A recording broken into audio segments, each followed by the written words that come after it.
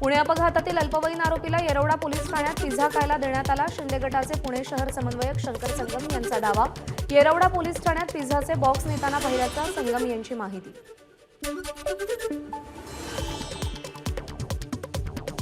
पुणे अपघात प्रकरणावर काँग्रेसने राज्यस्तरीय निबंध स्पर्धा भरवली। स्पर्धेसाठी माझा बाप बिल्डर असता तर अश्विनी आणि अनिलचे मारेकरी कोण असे विषय। विजेत्याला 11,000चं बक्षीस। धंगेकरांच्या हस्ते बक्षिसांचं वितरण। पुणे रॅश ड्रायव्हिंग प्रकरणी कल्याणीनगरमधील नागरिकांचा कॅन्डल मार्च। अपघातामध्ये बळी गेलेल्या 2 निष्पाप तरुणांना कल्याणीनगरमधल्या नागरिकांनी श्रद्धांजली वाहिली। डोंबिवली स्फोट दुर्घटनेतील मृतांची संख्या 10वर। बाजूच्या कंपनीमध्ये आणखी एक मृतदेह आढळल्याची माहिती, तर 3 कंपन्यांमधून 12 कामगार बेपत्ता असल्याची तक्रार।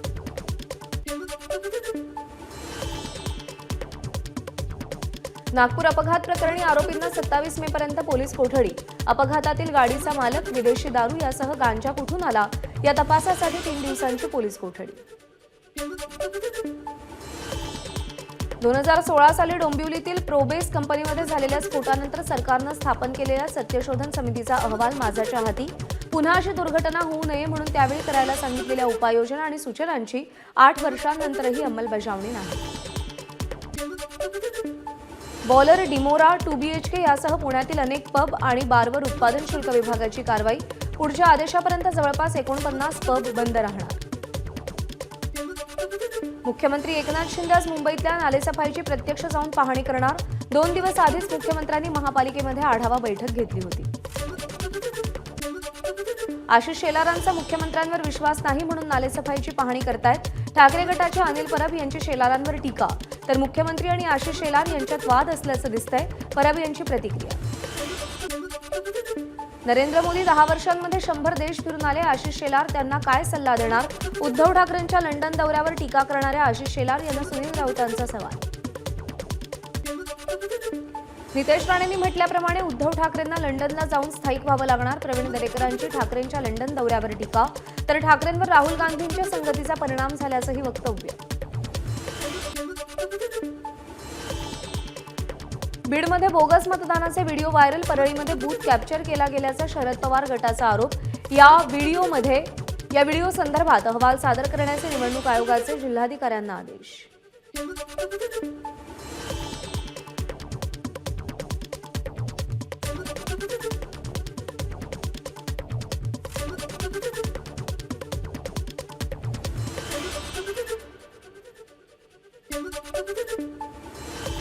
बीडचे जिल्हाधिकारी, पोलीस अधिकारी यांना मतमोजणी प्रक्रियेत सहभागी करून घेऊ नये। अजित पवार गटाच्या बजरंग सोनावणेंची पत्राद्वारे निवडणूक आयोगाकडे मागणी। मतदानाच्या 15 दिवसांनंतर फेरमतदानाची मागणी केली जाते। यावरून पराजय समोर दिसतोय, त्यामुळे बोगस मतदानाचे आरोप केले जातात। सुनील तटकरेंची टीका। लवकरच एक महत्त्वाचा पक्षप्रवेश होईल। सुनील तटकरे यांचा गौप्यस्फोट।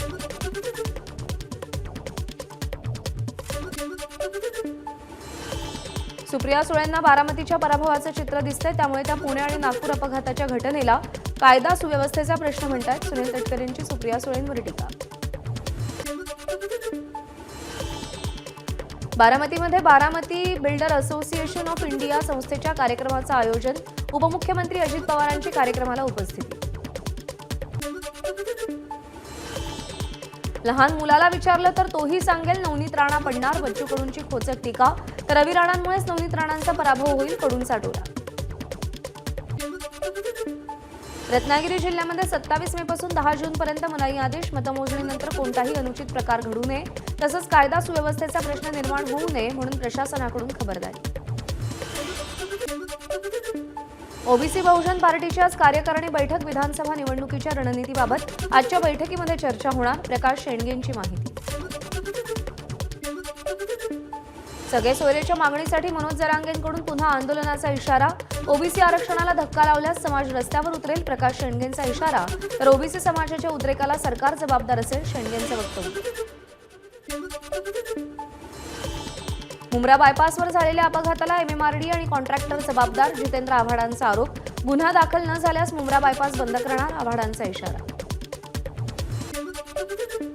मुंबई महापालिकेकडून पाणी कपातीबाबत फसवणूक, डीप क्लीनच्या नावाखाली पाण्याचा अपव्यय केल्यानं पाणी कपातीची वेळ. मुंबई पालिकेचे माजी विरोधी पक्षनेते रवी राजा यांचा आरोप.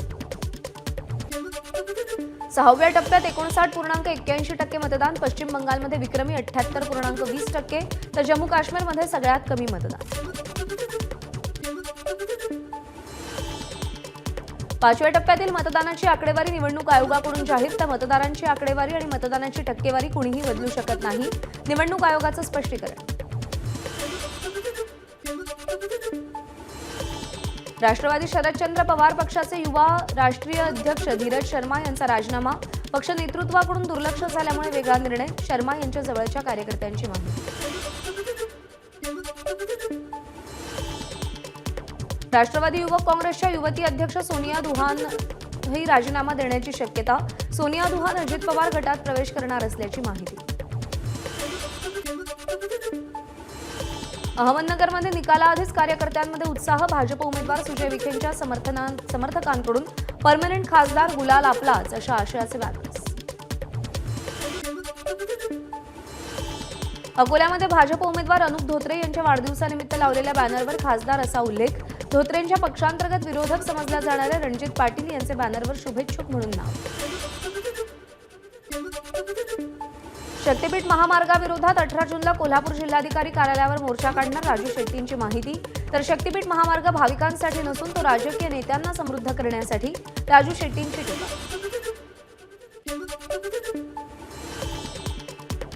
दक्षिण मुंबईतील माजी विभाग प्रमुख आणि कडवट शिवसैनिक पांडुरंग सकपाळ यांचं निधन.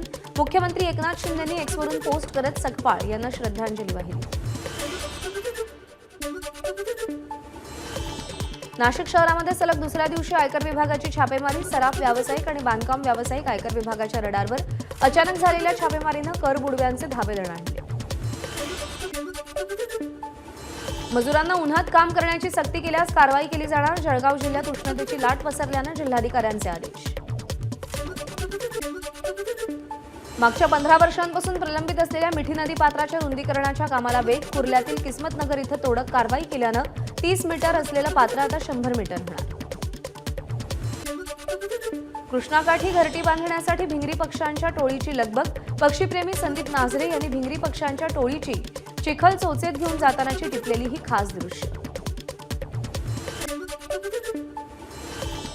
कोकणातील समुद्रकिनारी होणारं जलपर्यटन आजपासून 31 ऑगस्टपर्यंत बंद राहणार. पावसाळ्यापूर्वी समुद्रात उसळणाऱ्या लाटांच्या पार्श्वभूमीवर मेरीटाईम बोर्डाचा निर्णय. कोकणामध्ये पर्यटनाला आलेल्या पर्यटकांमध्ये या निर्णयामुळे नाराजी.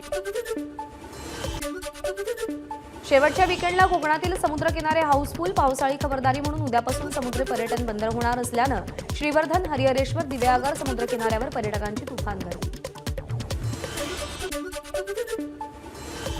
उन्हाळी सुट्ट्या आणि वीकेंडमुळे मालवणमध्ये पर्यटकांची गर्दी. पर्यटकांच्या वाहनांमुळे मालवण शहरात मोठ्या प्रमाणात वाहतूक कोंडी. वीकेंडमुळे मुंबई गोवा महामार्गावर पुन्हा एकदा वाहतूक कोंडी. माणगाव इंदापूर दरम्यान 6 ते 7 किलोमीटरपर्यंत वाहनांच्या रांगा. छत्रपती शिवाजी महाराज टर्मिनसच्या प्लॅटफॉर्म 10 आणि 11च्या विस्तारासाठी 36 तासांचा विशेष ब्लॉक.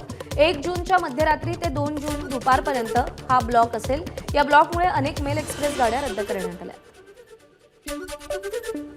मुंबई आयआयटीमध्ये केवळ 6% विद्यार्थी नोकरीच्या प्रतीक्षेत. यंदाच्या वर्षात 38% विद्यार्थ्यांना आयआयटी प्लेसमेंटमध्ये नोकरी न मिळाल्याच्या बातम्या प्रसिद्ध झाल्यानंतर मुंबई आयआयटीचं स्पष्टीकरण. नाशिकच्या रामकुंड परिसरात अस्वच्छता. उन्हाळ्याच्या सुट्ट्यांमुळे रामकुंड परिसरात भाविकांची मोठी गर्दी. त्यामुळे महापालिकेच्या घनकचरा विभागाकडून रामकुंड परिसरात स्वच्छता मोहीम. पाणीपुरवठा आणि महावितरण विभागातील दुरुस्तीच्या कामांमुळे नाशिक शहरात आजही कमी दाबानं पाणीपुरवठा होणार. महापालिकेचं नागरिकांना पाणी जपून वापरण्याचं आवाहन. ठाणे घोडबंदर रस्ता बंद असल्यामुळे भिवंडी चिंचोटी महामार्गावर मोठ्या प्रमाणात वाहतूक कोंडी. जवळपास 5 किलोमीटरपर्यंत वाहनांच्या रांगा. भिवंडीकरांना मोठ्या प्रमाणात मनस्ताप. नंदुरबारच्या तळोदा तालुक्यातील कुलीडाबर इथं भीषण पाणी टंचाई. गावातल्या महिलांवर विहिरीत उतरून पाणी भरण्याची वेळ. प्रशासनाचं मात्र दुर्लक्ष.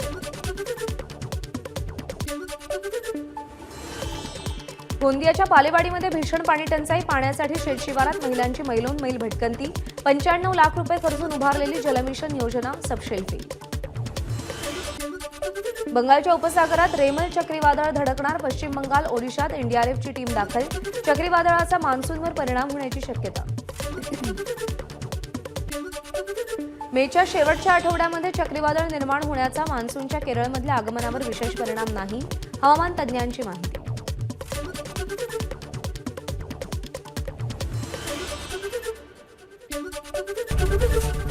एबीपी माझा, उघडा डोळे बघा नीट.